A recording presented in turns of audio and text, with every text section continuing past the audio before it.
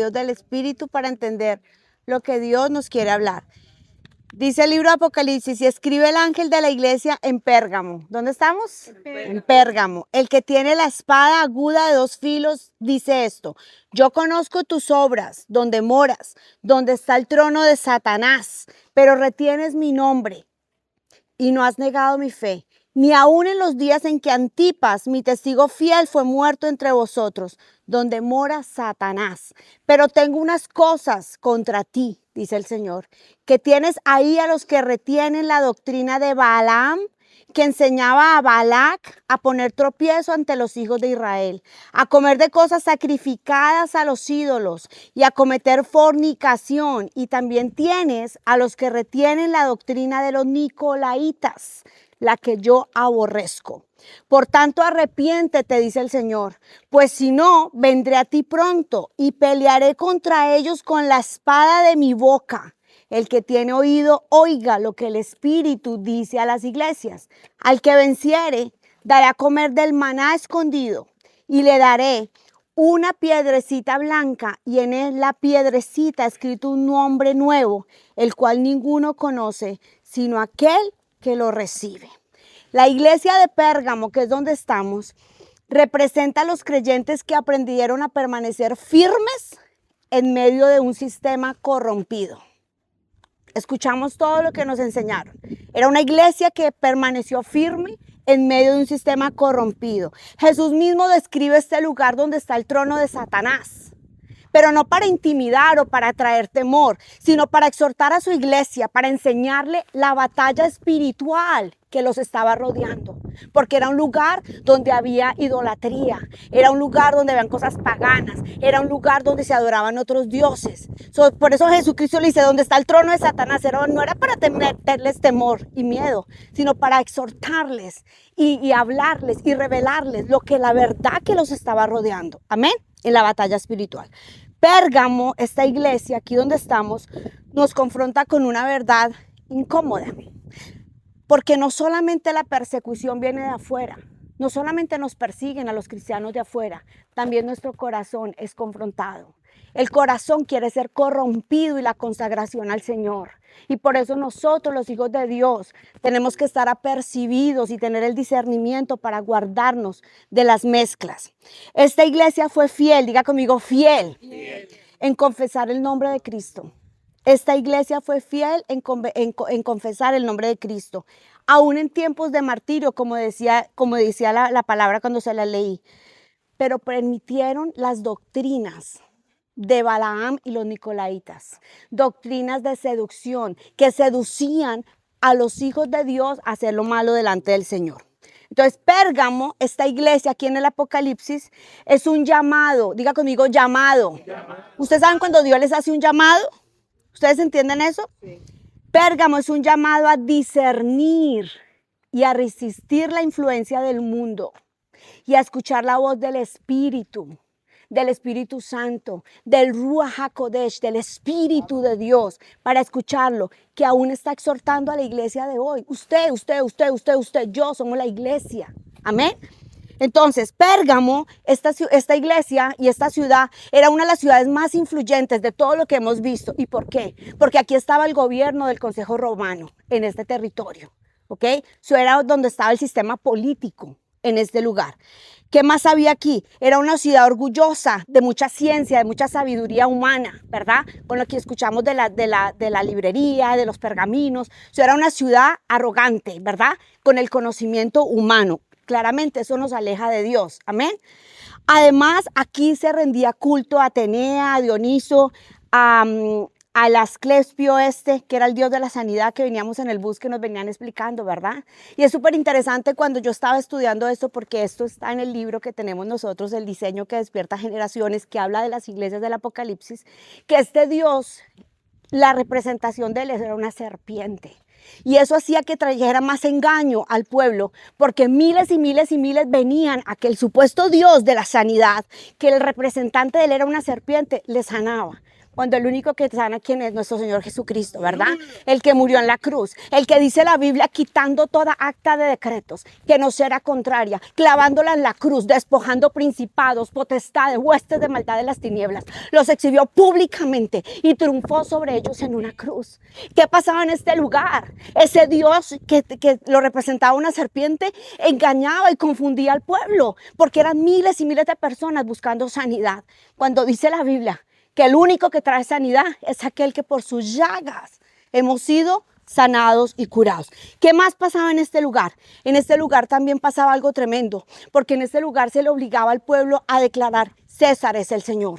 Entonces el pueblo de Dios tenía que negarse a esto, porque nosotros solamente podemos decir que quién es nuestro Señor, Jesucristo, ¿verdad? Aquí los obligaban a decir eso. Entonces por eso Pérgamo era una iglesia que se tuvo que mantener fiel en medio de una persecución, pero no solamente una persecución de afuera, una persecución de adentro, y ya les voy a explicar esto. Pero Jesucristo le reconoce por su fidelidad, ¿verdad? Jesucristo le dice que ellos retuvieron su nombre y que fueron fieles, pero que él tenía contra ellos ¿qué? Que permitían la mezcla, la doctrina de los Balaam y los Nicolaitas. Entonces, Pérgamo es una iglesia donde está el trono de Satanás. Jesucristo lo dice, ¿verdad? Pero lo dice porque estaba rodeada de idolatría y de cosas mundanas, cultos, sacrificios, templos, ¿verdad? Pero le dice: retienes mi nombre y no negaste mi fe. Amén. Entonces, pero tolera la doctrina de los Balaam y los Nicolaitas, que son ¿qué? Simplemente es una mezcla de idolatría, de inmoralidad sexual, de manipulación, de control. Entonces, la situación de esta iglesia no solamente era la persecución, era la tolerancia a la mezcla, ¿verdad?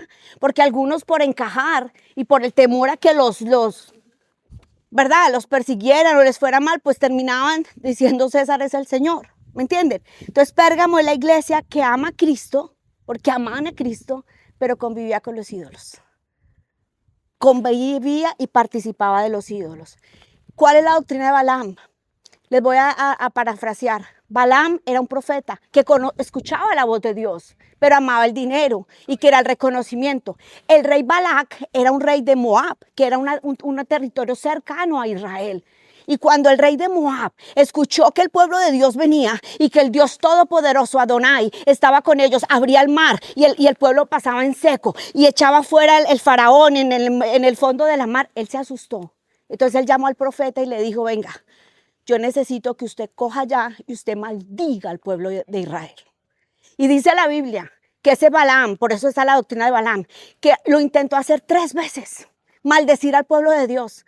Pero ¿qué pasó? Las 3 veces el Dios Todopoderoso le cambiaba las palabras y no permitía que maldijera al pueblo de Dios. ¿Por qué? Porque nadie puede maldecir lo que el Señor ha bendecido.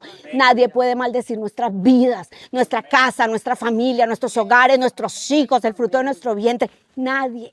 Porque lo que el Señor ha bendecido, nadie lo puede maldecir.